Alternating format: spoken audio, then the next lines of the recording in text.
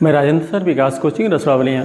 बच्चों, आज का टॉपिक है विद्युत सेल। इलेक्ट्रिक सेल क्या होता है इसके बारे में हम लोग आज पढ़ेंगे। उसके बारे में पूरा आपका कॉन्सेप्ट क्लियर कराएंगे। बच्चा इसको ध्यान से देखते रहिएगा, मोस्ट इंपॉर्टेंट है। हमेशा आपको जो है इससे कोई ना कोई क्वेश्चन आता रहता है, पूछता रहता है। तो आइए जानते हैं विद्युत सेल क्या है। बच्चा, विद्युत सेल यह एक ऐसी युक्ति या उपाय है जो रासायनिक ऊर्जा को विद्युत ऊर्जा में बदलकर लगातार किसी परिपथ में आवेश के प्रवाह को बनाए रखता है।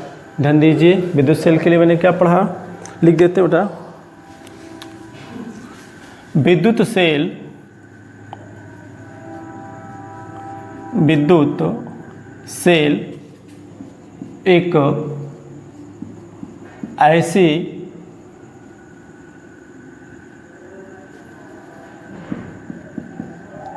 एक ऐसी युक्ति या उपाय है जो रासायनिक ऊर्जा को विद्युत ऊर्जा में परिवर्तित करके आवेश के प्रवाह को लगातार बनाए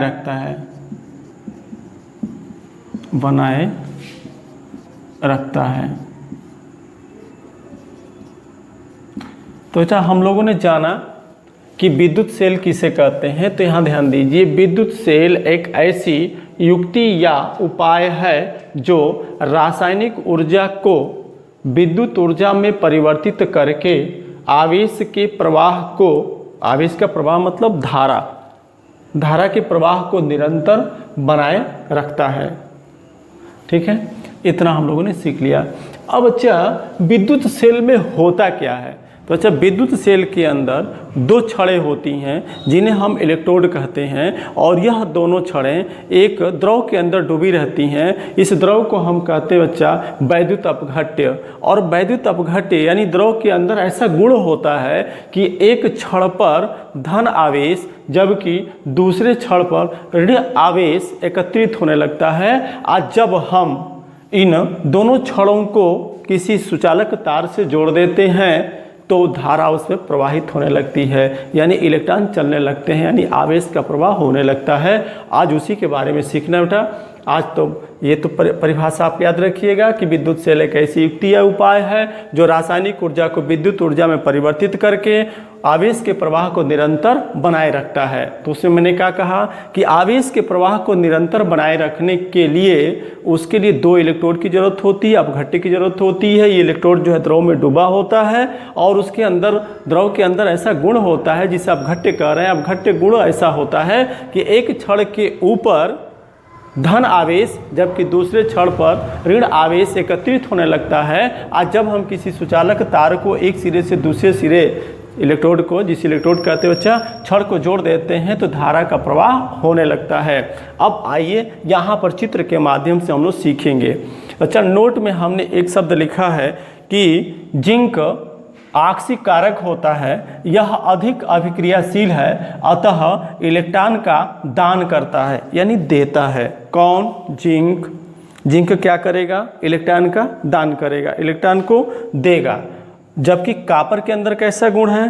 तो कॉपर में अपचयन की क्रिया होती है, यानी जो दान करता है उसे हम क्या कह रहे हैं बच्चा? आक्सीकारक कह रहे हैं। वह क्या होता है? आक्सीकारक होता है। और जो ग्रहण करता है उसकी क्रिया कैसी होती है? अपचयन की क्रिया कहलाती है। तो कॉपर के अंदर कौन सा गुण है? तो कॉपर में अपचयन की क्रिया होती है और यह इलेक्ट्रॉन का क्या करता है? ग्रहण करता है। तो अब यहाँ पर हम जो लेकर के चल रहे हैं, जो आपने विद्युत सेल के लिए परिभाषा, बेटा यहाँ चित्र को देखें। यहाँ पर दो छड़ है, इसको हम जिंक और कॉपर को ही क्यों लेना चाहे हैं? क्योंकि बहुत ही अच्छा जो है इलेक्ट्रॉन त्यागने का गुण रखता है जिंक, और कॉपर है जो इलेक्ट्रॉन का ग्रहण करने का गुण रखता है। इसीलिए इनका हमने चयन किया है कि जिंक और कॉपर को लेकर के हम जो है किसी विद्युत सेल को बनाने जा रहे हैं। तो विचार करें यहाँ पर, अच्छा यहाँ पर दो पात्र है, दो पात्र के भीतर द्रव भरा हुआ है जिसका नाम हम ले रहे हैं विलयन, और यह विलयन किसका है? जिसे हम कहेंगे जिंक सल्फेट, ZnSO4, जिसे हम क्या करें बच्चा? जिंक सल्फेट कह रहे हैं। ठीक है, यह इसके अंदर, क्योंकि इसके अंदर हमने जो है यह जिंक सल्फेट वाला जो है द्रव को ले रखा है, और इसके बाद इसमें जो छड़ हमने रखा है वह छड़ कैसा है? जिंक का छड़ है, Zn का। इसी छड़ का हम नाम क्या देंगे? इलेक्ट्रोड नाम देंगे। ठीक है, तो एक पात्र के भीतर जिंक सल्फेट का द्रव भरा हुआ है जिसे विलयन कहते हैं, ZnSO4 है, और इसके भीतर एक हमने जो है डुबा रखा है, आधा कुछ छड़ डुबा रखा है, वह जिंक का छड़ है, इसी का हम नाम क्या दे दिया? इलेक्ट्रोड दे दिया। अब दूसरा में देखिए, दूसरे पात्र के अंदर बच्चा यहाँ पर कॉपर सल्फेट का विलयन है, CuSO4 है, और इसके अंदर हमने एक कॉपर का छड़ डाल रखा है जिसे हम क्या कह रहे हैं? इलेक्ट्रोड कह रहे हैं। अब विचार कीजिए, इसको, इस छड़ को और इस छड़ को, यानी यह ऋणात्मक छड़ है और ये कैसा? धनात्मक छड़ है। तो ध्यान दे करके देखें कि इसका एक संबंध जो है तार से किया गया है, और इसके बीच में एक जो है गैल्वेनोमीटर रखा गया है। गैल्वेनोमीटर का काम क्या होता है? गैल्वेनोमीटर का काम ये होता है बच्चा कि अगर थोड़ा सा भी धारा इस सुचालक तार से गुजरा तो इसका विक्षेप तुरंत जो है क्या करता है? गैल्वेनोमीटर बता देता है। तो विचार कीजिए कि, और इसका यह ध्यान रखिएगा, इसकी सुई सीधा रहती है, थोड़ा भी विक्षेप होगा तुरंत ही बता देगा गैल्वेनोमीटर, विक्षेप, धारा के विक्षेप को ये तुरंत बता देगा। अब यहाँ पर विचार कीजिए, इस तरह की जो पूरी प्रक्रिया हो गई है, तो अब इसमें जब हम कह रहे हैं कि इस पर ऋण इकट्ठा होने लगेगा, इस पर धन इकट्ठा होने लगेगा, सुचालक तार से जोड़ देंगे तो धारा प्रवाहित होने लगेगा। लेकिन अभी भी बच्चा, क्योंकि अगर कहीं बीच से तार अगर टूटा, क्योंकि अभी परिपथ हमारा पूरा नहीं हुआ है, परिपथ किसके द्वारा पूरा होगा अभी हम आपको बता रहे हैं। तो अगर कोई तार है, अगर वो टूटा हुआ तार है, तो क्या आवेश यानी इलेक्ट्रॉन जो है कूद करके जाएगा क्या? नहीं, कभी नहीं। जब तक उसको जो है पूरा परिपथ नहीं मिलेगा, यानी बंद परिपथ के अंदर ही इलेक्ट्रॉन का प्रवाह होता है, यानी आवेश का प्रवाह होता है, तो बंद परिपथ हमको बनाना पड़ेगा।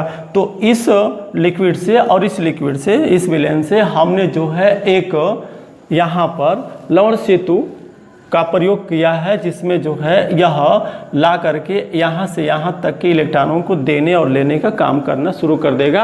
अब यह परिपथ हमारा पूरा बन करके तैयार हो गया है, और यह परिपथ जो पूरा बन करके तैयार हो गया है, तो अब जो है धारा का प्रवाह होने लगेगा। तो इस प्रकार से बच्चा इलेक्ट्रोड जो हमारे दोनों हैं, एक ऋण है एक धन है, तो यहाँ पर इलेक्ट्रोड जो होता है इसको हम नाम देते हैं, कहीं पर दिए होंगे शायद, नहीं दिए हैं तो जाने, इसको हम कहते हैं, इसको पहले देख लीजिए, यह कैथोड, क्योंकि यह कैसा? धन, तो धन होता है, तो यह, इसका हम नाम इस छड़ का देते हैं कैथोड छड़, और जबकि इसका हम नाम देते हैं एनोड। क्या नाम देते हैं बेटा? एनोड छड़ है, ये एनोड है, ऋण है, तो ये एनोड छड़ है, जबकि ये क्या है? कैथोड छड़ है। तो ये हम लोगों ने जान लिया, समझ लिया। अब यहाँ पर विचार करें कि यह वैद्युत अपघट्य की जो घटना हो रही है, जिसको हम क्या कर रहे हैं? हाँ, इलेक्ट्रोलिटी कह रहे हैं। तो जो वैद्युत घट्य के अंदर जो गुण है, ठीक उसी प्रकार का होना चाहिए कि एक जो छड़ को डालें तो उसके ऊपर, और जो इस वाले में डालें तो उसके ऊपर जो है एक पर ऋण और दूसरे पर धन आवेश क्या होने लगे? इकट्ठा होने लगे। अगर इस प्रकार की प्रक्रिया हो रही है तो जा करके धारा बहने लगती है। तो अब तो विद्युत सेल एक ऐसी युक्ति या उपाय है जो रासायनिक ऊर्जा को विद्युत ऊर्जा में परिवर्तित करके आवेश के प्रवाह को निरंतर बनाए रखता है। तो इसी अपघट्य विलयन के कारण जो है, और छड़ के कारण जब सुचालक तार से जोड़ दिया जाएगा, तो अब उस परिपथ में, इससे जो परिपथ बनाया जाएगा, जो तार जोड़ा जाएगा एक सिरे से दूसरे सिरे तक, अब वो लगातार आवेश का प्रवाह करता रहेगा। तो ये हम लोगों ने विद्युत सेल के बारे में जान लिया। अब हम जानेंगे सेल का विद्युत वाहक बल। सेल का विद्युत वाहक बल सेल का विद्युत वाहक बल यानी इलेक्ट्रो मोटिव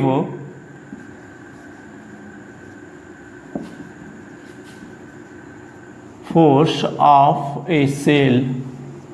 ठीक है बेटा, सेल का विद्युत वाहक बल क्या है इसके बारे में हम लोग अब सीखेंगे, क्योंकि अब हम लोगों ने इससे पहले क्या जान लिया है, तो विद्युत सेल जान लिया। विद्युत सेल कैसे है, क्या है, मैंने आपको फिगर के साथ समझा दिया, अभी फिगर बना हुआ है।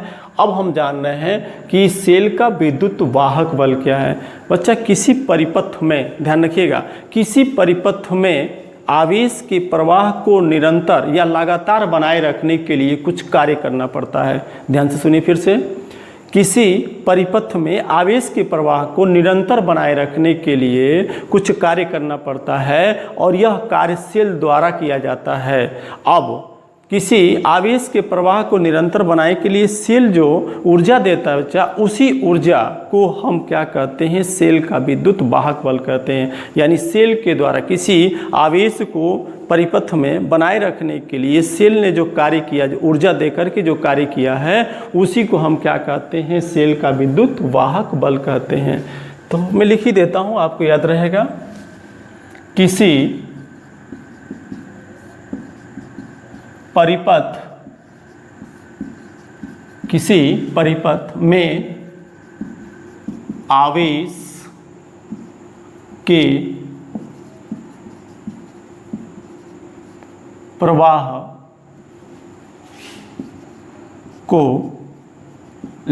को लगातार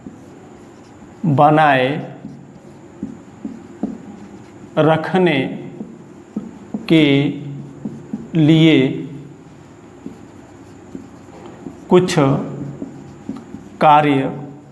लिए कुछ कार्य करना पड़ता है और यह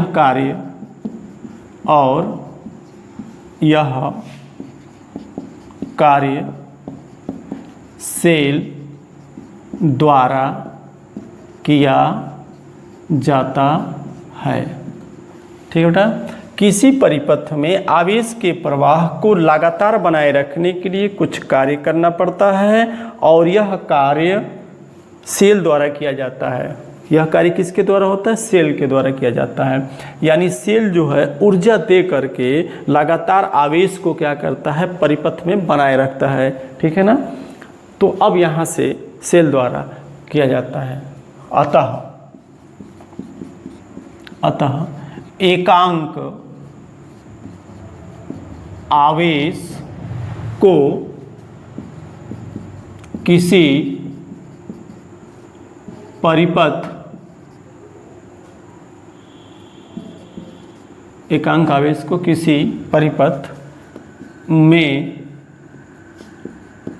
सेल द्वारा दी गई ऊर्जा अर्थात सेल द्वारा किया गया कार्य, सेल द्वारा किया गया कार्य। एकांक आवेश को किसी परिपथ में सेल द्वारा दी गई ऊर्जा अर्थात सेल द्वारा किया गया कार्य ही क्या कहलाता है बच्चा, सेल का विद्युत वाहक बल। कार्य ही सेल का विद्युत वाहक बल कहलाता है। याद हो गया ना, फिर से मेरे साथ याद कीजिए।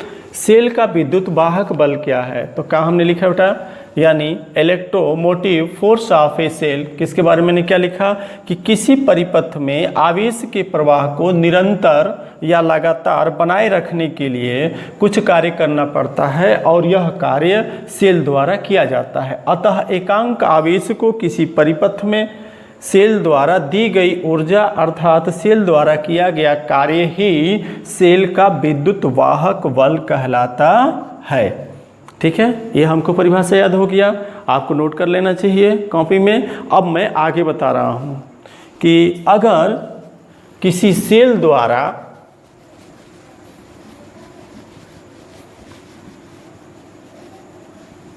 ध्यान से देखते रहे बेटा, मन लगा के पढ़िए, तभी ये कंप्लीट होगा। बहुत आसान, बहुत इजी, थोड़ा सा ध्यान देंगे आपको पता भी नहीं चलेगा कि कैसे सब कुछ हमने जान लिया, क्योंकि बहुत आसानी पूर्वक मैं बहुत धीरे धीरे आपको मोटिवेट कर रहा हूँ कि किस प्रकार से कैसे आप याद करेंगे। घबराने की ज़रूरत नहीं है, बिल्कुल आसान तरीके से पढ़िए। माना कि Q कूलाम आवेश को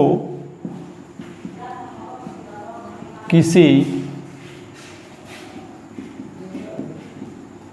परिपथ में, Q कूलाम आवेश को किसी परिपथ में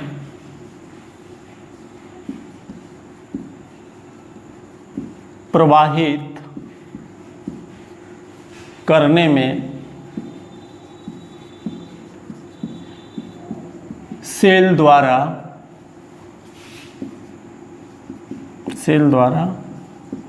दी गई ऊर्जा अथवा कार्य W है, तो सेल का विद्युत वाहक बल यानी electromotive force of a cell, cell का विद्युत वाहक बल E है, तो ठीक है, कार्य है तो सेल का विद्युत वाहक बल E है, तो बस डायरेक्ट दिखा देंगे बेटा, E बराबर होगा सेल द्वारा किया गया कार्य बटा आवेश। ये हम लोग को मिल चुका है। तो ये बेटा सेल का विद्युत वाहक बल हम लोग जान लिया। तो ये सेल का विद्युत वाहक बल E बराबर सेल द्वारा किया गया कार्य बटा प्रवाहित आवेश, ठीक है ना। तो ये हमारा समीकरण नंबर क्या हो गया, 1 हो गया। अब इसका मात्रक हम देखेंगे, ध्यान दो बेटा, मात्रक क्या होगा, कार्य का मात्रक क्या होता है, जूल होता है, और आवेश का मात्रक क्या होगा, कूलाम होगा, ठीक है। तो सेल के विद्युत वाहक बल का मात्रक, ठीक है। तो हम देखेंगे अब मात्रक, किसका मात्रक बच्चा, ई का मात्रक, ठीक है, ई का मात्रक हम निकाल देते हैं। तो कार्य का मात्रक क्या होगा, जूल, आवेश का मात्रक क्या होगा बच्चा, कूलाम होगा, ठीक ना, कूलाम होगा। अब जूल प्रति कूलाम को हम नाम देते हैं बच्चा वोल्ट, ध्यान रखिएगा। ई का मात्रक, क्योंकि W बटा क्या है, Q है, W क्या है, सेल द्वारा किया गया कार्य, Q क्या है, परिपथ में इसने आवेश को भेजा है, तो ई का मात्रक क्या बनेगा, जूल प्रति कूलाम यानी वोल्ट। अब प्रश्न ये खड़ा होता है कि वोल्ट क्या है, ठीक है।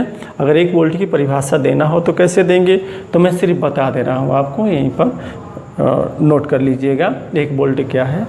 तो 1 वोल्ट के लिए क्या बोलोगे बेटा, कि यदि किसी परिपथ में 1 कूलाम आवेश को प्रवाहित करने में सेल द्वारा 1 जूल कार्य करना पड़ता है, तो सेल का विद्युत वाहक बल 1 वोल्ट के बराबर होता है, ठीक है बेटा, समझ में आ गया। 1 कूलाम आवेश किसी परिपथ में लिख ही देते हैं, किसी परिपथ में 1 कूलाम आवेश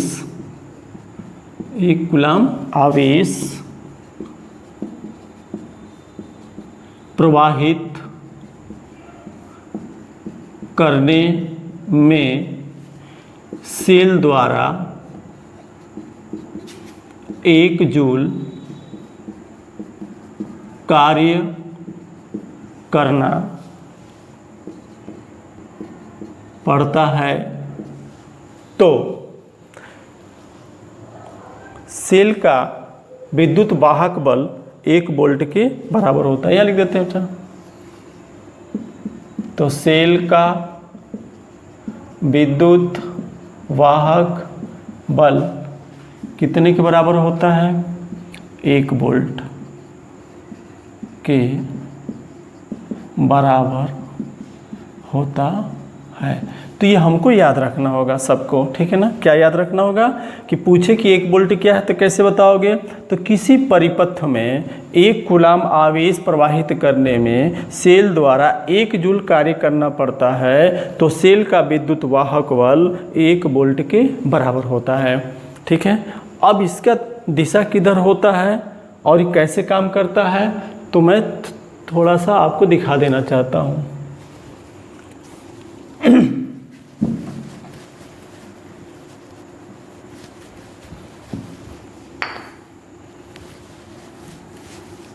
बच्चा एक परिपथ है, ठीक है, और इसको हमने एक सेल से जोड़ दिया, ठीक है। एक सेल से हमने क्या कर दिया, इसको जोड़ दिया, ठीक है। तो यह धन है, तो ध्यान दीजिए धारा इधर से बहेगी ना, यही आपका क्या है, प्रतिरोध है। इसमें धारा बहेगी आई, ठीक है, क्योंकि धारा कैसे बहती है बताओ, धन प्लेट से किधर, ऋण प्लेट की तरफ, तो धारा ऐसे बह रही है। तो अब विद्युत वाहक बल की जो दिशा होती है वो ऋण प्लेट से, ठीक है, कहाँ से, ऋण प्लेट से या ऋण इलेक्ट्रोड से धन इलेक्ट्रोड की तरफ होती है, ये हमको ध्यान रखना होता है। और धारा की भी दिशा इधर है बेटा, धारा भी इधर बहती है, ठीक है ना। तो सेल के भीतर हम जो है अगर ये जाने कि सेल का विद्युत वाहक बल किधर से किधर को लगता है, तो हमको ध्यान रखना होता है कि सेल का विद्युत वाहक बल जो होता है सेल के भीतर ऋण इलेक्ट्रोड से धन इलेक्ट्रोड की ओर होता है। लिख नहीं रहे, ध्यान रखिएगा, ठीक है बेटा, 1 नंबर के क्वेश्चन में आ सकता है। तो सेल का विद्युत वाहक बल सेल के भीतर कैसे होता है, ऋण इलेक्ट्रोड से धन इलेक्ट्रोड की ओर होता है। और धारा की भी दिशा उसी तरीके से होती है, ऋण प्लेट से किधर है, धन, तो ये धन प्लेट से किधर है, ऋण प्लेट की ओर, तो दोनों की दिशा एक ही होती है, ये हमको ध्यान रखना होता है। आज का टॉपिक आपका खत्म हुआ, आप मन से पढ़िए, ध्यान से पढ़िए, ओके।